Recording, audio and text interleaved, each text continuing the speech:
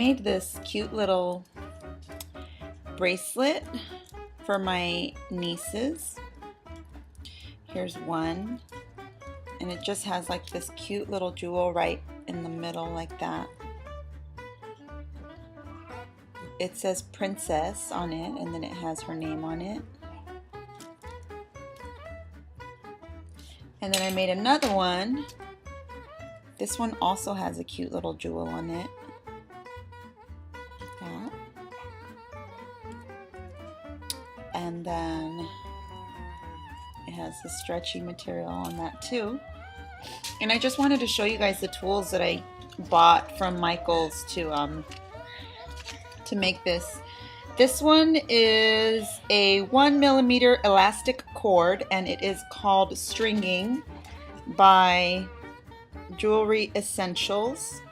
It looks like that, and it has kind of like a gold finish to it over the elastic.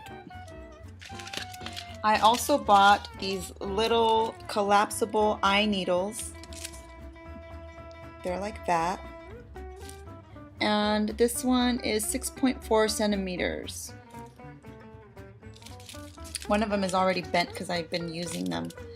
But what you do is you just take it, and it has kind of like, you can't really see it, but it has like a little twist to it, so that when you insert the string or whatever it is that you're, threading into the little eye of the needle, the little twist kind of holds it really nice and tight and in place, and it doesn't really move as you're like threading it.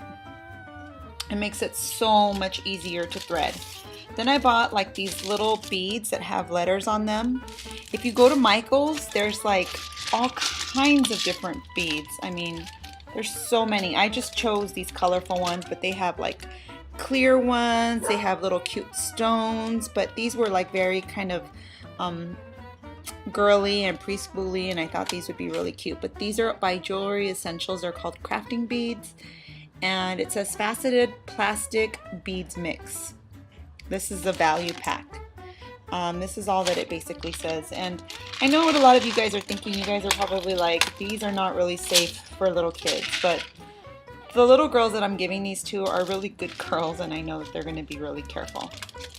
So I showed you guys how I threaded this, put that right in the eye of the needle, and then you can just like insert these little beads into or insert the needle into the little beads, and then just pull it through, and then it just goes through so easily, just like that.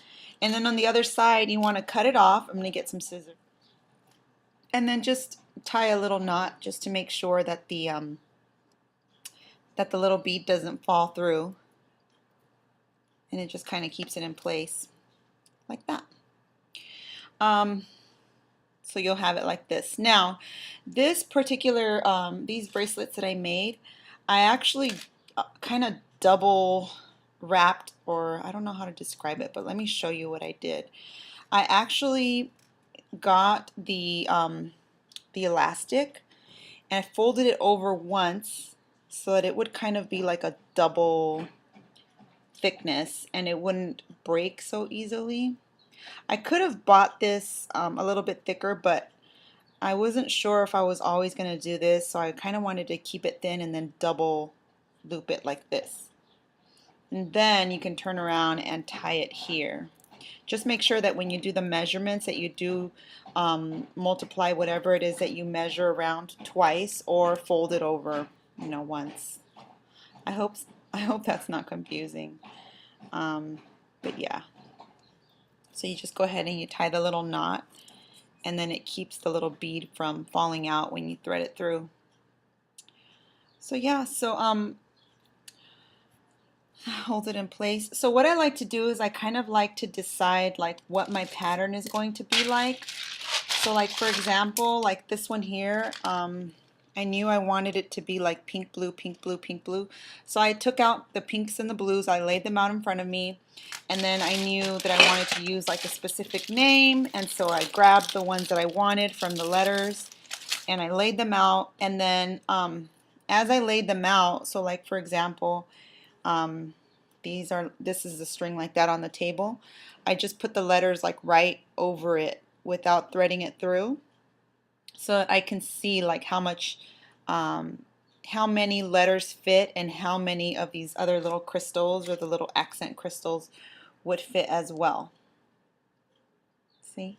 And then I also included this little crystal there to see what fits and to kind of arrange it. And then once I was like, okay, this is how I want it to be, then I went ahead and I started threading them. You can, with this little needle, it goes so fast that you can even like thread them all at once. If you line them up, making sure that the little holes are like all lined up, you just push this through like literally on top of a table and then pull them all the way through and they'll go through. It's so easy. Like seriously, these little bracelets literally took me like 5 minutes total to make once I had everything aligned, like for both, 5 minutes for both to make.